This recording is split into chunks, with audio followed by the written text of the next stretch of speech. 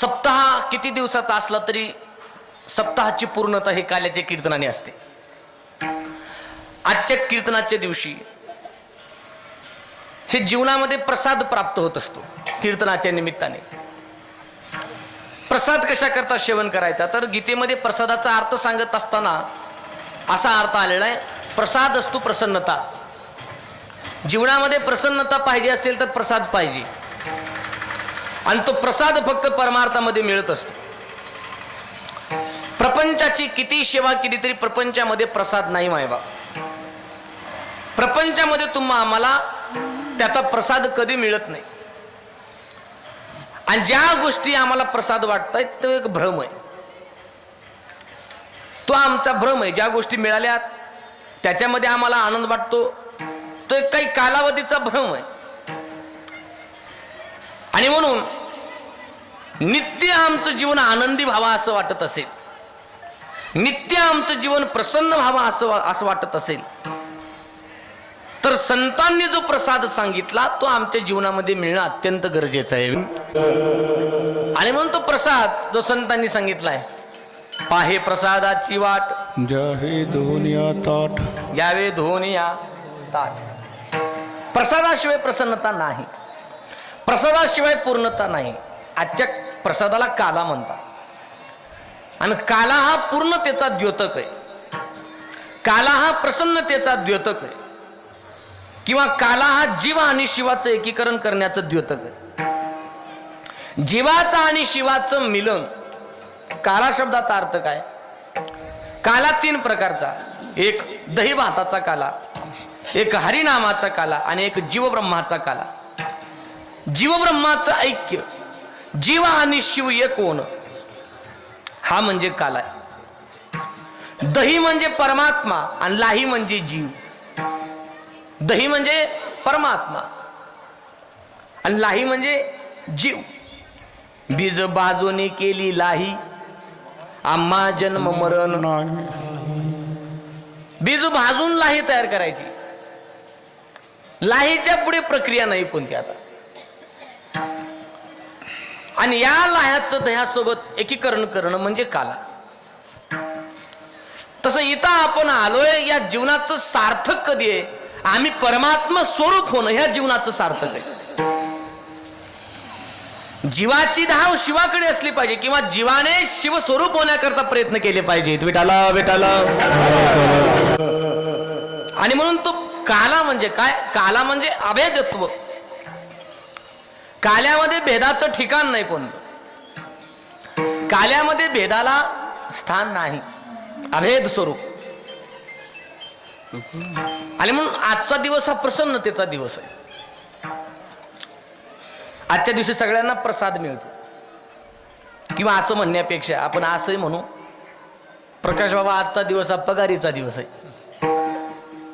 पगारीचा दिवस म्हणजे इथं पगार प्रत्येकाला आजच्या दिवशी मिळत असते. पगार म्हणजे तुम्ही त्या अर्थाने घेऊ नका, तो पगार लौकिक येतला पगार आहे, परमार्थामधला पगार वेगळा आहे. पगार कोणाला मिळतो? ज्याने इथं 7 दिवस सेवा केली, ज्या ज्या पद्धतीने केली, जशी जशी केली, त्याला तसा तसा पगार या ठिकाणी. पगारा वाचून कोणी वंचित राहत नाही इथं, आणि तर प्रत्येकाला पगार मिळतो त्याच्या सेवेनुसार, कोणी वंचित नाही. इथं कीर्तन करायलाही पगार मिळतो, गायन करणाऱ्यालाही पगार मिळतो, पखवाज वाजवणाऱ्यालाही पगार मिळतो, चोपदार साहेबालाही पगार मिळतो, विनेकरी साहेबालाही पगार मिळतो.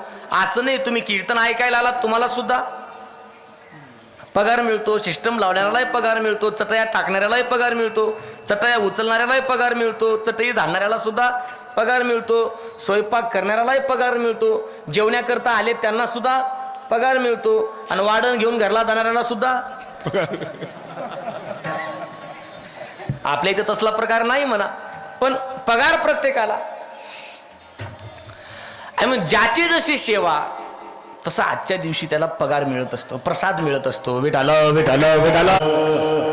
प्रपंचामधलं आमचं आजपर्यंत गेलेलं आयुष्य त्याचा कुठंच हिशोब नाही, आणि त्याचं कुठं काही जमा नाही, त्याचं काही आपल्याला नंतर पाहायला भेटत नाही. पण परमार्थातलं जे आयुष्य आहे थोडं गणिक असू द्या, थोडं फार असू द्या, पण त्या आयुष्याचं मात्र लिखावट करून ठेवली जाते. ते लेखी ठेवलं जातं. जे परमार्थातलं आयुष्य किती असेल, एका क्षणाचं असेल, एका तासाचं असेल, एका दिवसाचं असेल, नाही तर 7 दिवसाचं असेल. मी बोलत नाही. कौतुक वाटे झाली या वेताचे, कौतुक वाटे झाली या वेताचे, कौतुक वाटे झाली या विकाचे, कौतुक वाटे झाली या विकाचे. नाम मंगळाचे गुणे, नाम मंगळाचे तेने गुणे, आता निश्चिंतीने पावलो विसावा, आता निश्चिंतीने पावलो विसावा. नाम मंगळाचे येणे गुणे, नाम मंगळाचे येणे गुणे, आता निश्चिंतीने पावलो विसावा, आता निश्चिंतीने पावलो विसावा.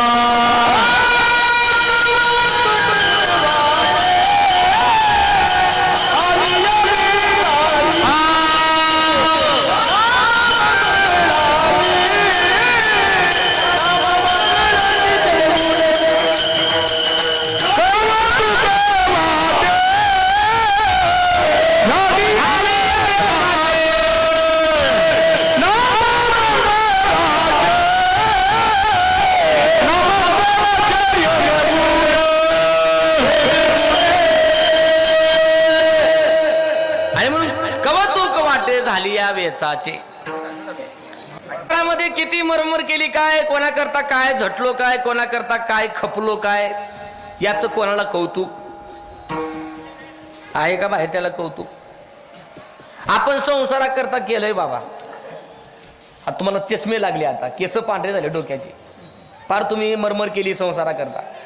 मला खरं सांगा, इतकी मरमर केली पोरांकरता, लेकरांकरता, काहीतरी तुमचं कौतुक आहे का त्यांना? आहे का कौतुक? तुम्हाला गरज होती, तुम्ही केली. तुम्हाला गरज होती.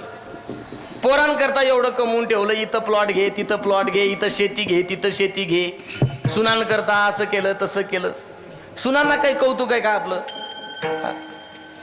तिकडे बघून माना हलवा. बघ मी म्हणतोय म्हणून माना हलू नका. 2 तासाचं कीर्तन आहे, नंतर अवघड आहे ना.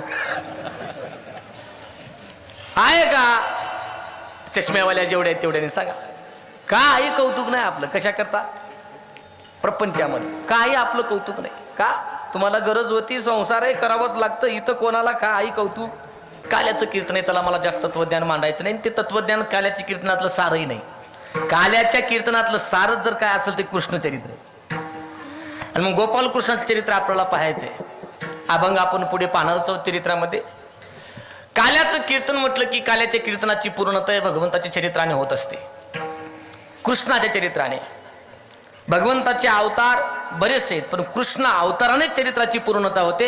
कारण भगवंताच्या सर्व अवतारामध्ये परिपूर्ण अवतार फक्त कृष्णाचा आहे. विठाला विठाला. 125 वर्ष भगवंत मृत्यू लोकामध्ये होते. मग कुठलं वर्णन करायचंय? द्वारकेतलं नाही, मथुरेतलं नाही.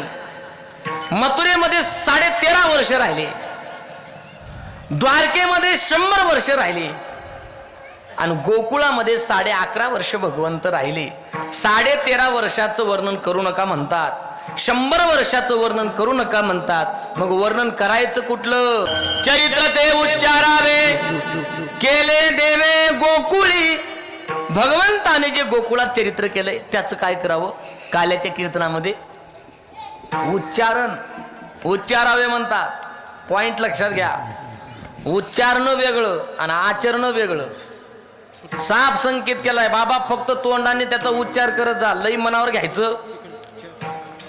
आजचं कीर्तन ऐकायचं. पुरुष मंडळी तुम्ही तर ऐकलंय, पण तरुण मंडळींनी आजचं कीर्तन ऐकायचं, आणि कीर्तन संपलं की कीर्तन ज्या मंडपात ऐकले तिथंच सोडून निघून जायचं. नाही तर आजचं कीर्तन ऐकून जर मंडपातून घरी नेला तर परवाटोळच होईल. कीर्तन घरी न्यायचं कृष्णाचं चरित्र फक्त उच्चारायचं, कृष्णानं काय काय केलं आणि काय काय नाही हे फक्त उच्चारायचं, आचरायचं. आचरण करायचं तर मग रामाच्या चरित्राचं करा, प्रभू रामचंद्राचं. ते उच्चारण्याकरताही चांगलंय आणि आचरणाकरताही चांगलंय. कृष्णाचं चरित्र उच्चारायला बरं, आचरायला नाही. नाही म्हणला एक जण, म्हणला नाही नाही कृष्णाने 16,108 बायका केल्या त्या म्हणे. मग आपण 4-5 करू, जमल का? तुला एक सांभाळणं होत नाही, बरं एकच भेटाय मुश्किल आहे सध्याच्या कृष्णाला. एक भेटी तरी गोड गंगेत ना आलं, त्याचं अवघड आहे ना, पेच आहे मोठा. आणि माणसं महाराज सॉफ्ट कॉर्नर घ्यायला पुढचे. लग्नाचं तेवढं कळतं पण गोवर्धन उचला हे कळत नाही. कर लग्न बाबा, 4-5 कर, 10 कर, 15 कर, 20 कर, नाही काही कर, पण गोवर्धन काही नको. पण आमचा बाजूचा माळ तेवढा उचलून दाखव एकदाचा. त्याने माळ उचलला होता, गोवर्धन पर्वत उचलला होता, 7 कोसाचा गोवर्धन पर्वत. म्हणून उच्चारणं तेवढं सोपं आहे, आचरणं सोपं. काय आचरायचं? कारण बाबा त्याचं आचरणच चांगलं नव्हतं म्हणे. पण तरी सुद्धा पूर्ण अवतार आहे, कारण परब्रह्म आहे. तुका म्हणे नटधारी, तुका म्हणे नटधारी, तुका म्हणे नटधारी, तुका म्हणे नटधारी. तुका म्हणे नटधारी, तुका म्हणे नटधारी, तुका म्हणे नटधारी, तुका म्हणे नटधारी.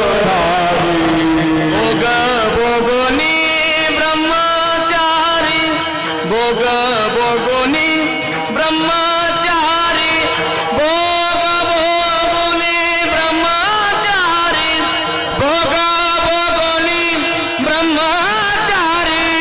नवल केवडे केवडे, नवल केवडे केवडे, नवल केवडे केवडे.